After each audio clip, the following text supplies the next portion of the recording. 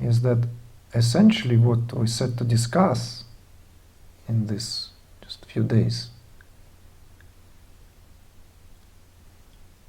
it's taking a stand as consciousness. Taking stand as consciousness. That's what it is really. This whole recognition, it's taking stand as consciousness. It's standing alone. It may sound a little bit, I don't know, it may sound disheartening, you know, how, but that's what it means. It's having no support whatsoever.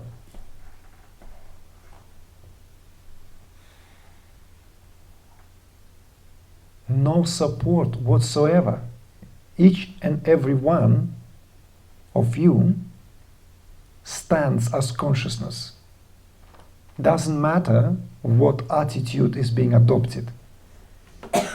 Sorry me or great me makes no difference. Because as we've established, whatever comes after I am is secondary.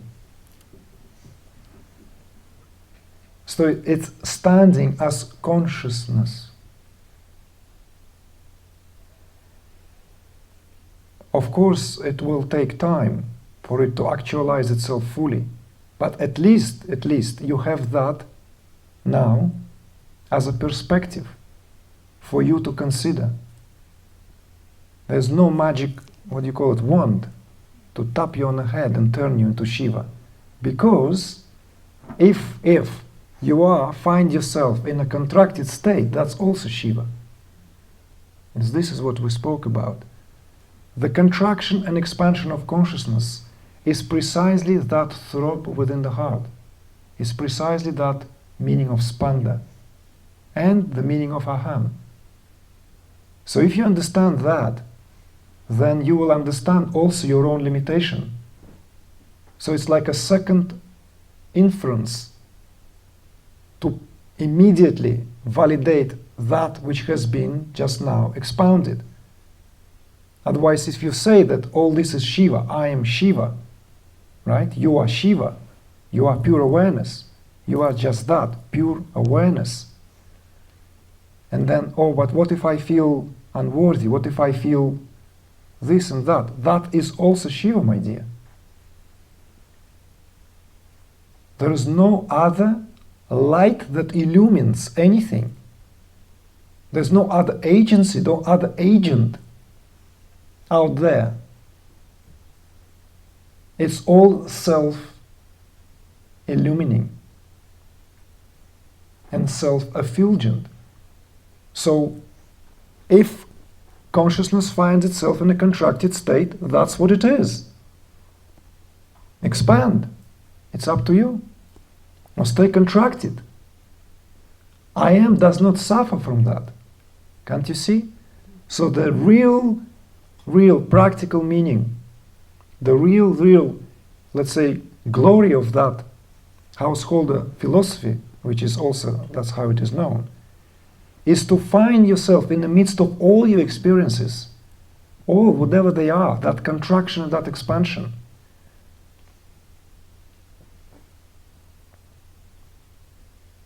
It's not just expansion, because that would be only half the story. If self-realization would be understood only in terms of expansion, that's half the story. It contracts and expands simultaneously at all times, and at all levels as well.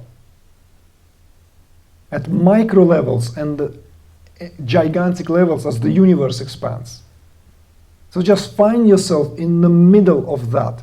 Contraction and expansion, you know, that example of that, or clenched, unclenched, you know. Whatever helps, whatever visually makes it easy for you to grasp that. But you will experience it now, because no experience is outside of that, absolutely none.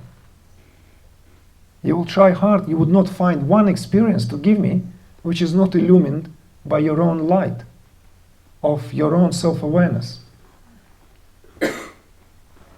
The most miserable and the most beatific, the most glorious and the most horrifying. So this is why this also not for everyone. Not for everyone, because it takes that complete allegiance. So this, in a way, you can see why I said that when I spoke about that. That unless you do the full shift, unless that full shift of perception takes place, you cannot apply it half measure. But you can contemplate on that. Contemplate and observe and see and find for yourself.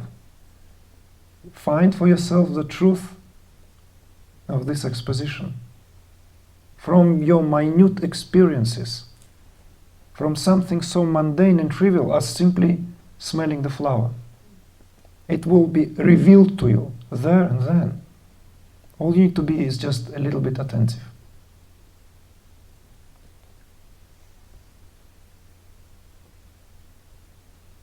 I'm done as far as I'm concerned. Today is, like all has been said. Of course, I don't know what time is it. 9:20, and we have commuters. So what I... Well, for us it's 5 minutes. For all of you? No, just for me. No, for Tina is not. For Tina is not, and James is not here. We have to be considered, and I think if you don't have like immediate questions here, and how can you? What can be asked here? Oh, do you want to stand up and say again, like, what if I feel miserable, if I feel unworthy? Fantastic, that's Shiva. Just get that. But if you are stubborn not to accept that, not to understand, then I also consider, because that's also Shiva, there's no way out. There's no way out of I am. That realized gives one, or leaves one free of psychological discomfort. At least. It takes the burden that we so long have been associated with this existence is being a burden, when in fact it's a play of consciousness. And this would be true in death as well. I am.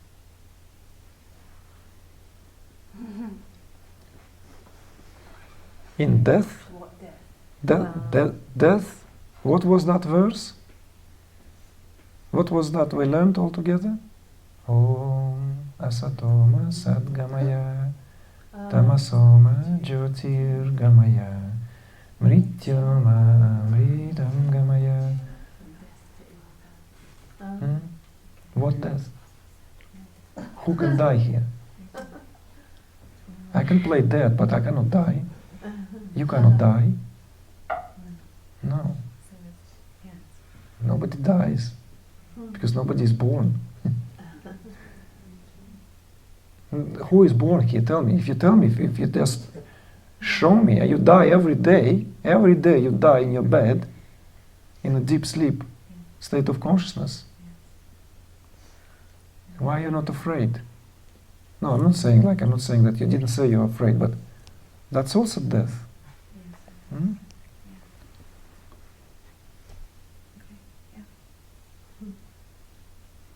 Death has to be understood as inseparable from life completely. Life and death are so inseparable that you cannot even begin to speak about one without meaning the other. Millions and millions of cells die every day in you and being born. You constantly die. We constantly die to something and born to something else. It's just this temporal identification with the body, with this organism, causes this temporal eclipse. And with that comes that, oh, I'm going to die. You know? Nobody dies. I mean, do I have to say soul is immortal? No, I'm thinking about, the afterlife. There's this, but we're still the I am principle in that place. No, but don't even see that way. Don't see like this and when we die, this and incarnation. No. I'm talking about the universe finished and another one is born. It's still Millions of them are born every second.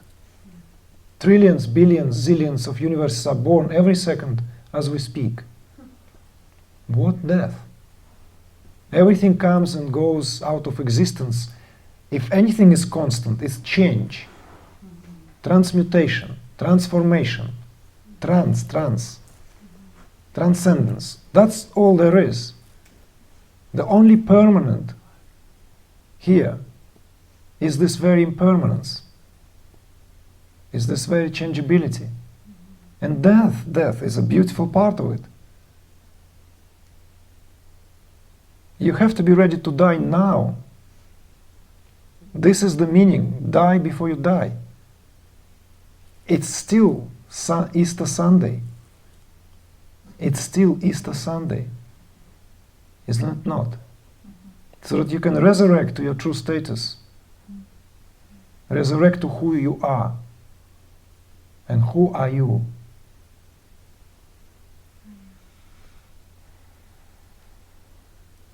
It cannot die because it was never born. It gives birth to countless of worlds, but itself, it's never born. And you are that.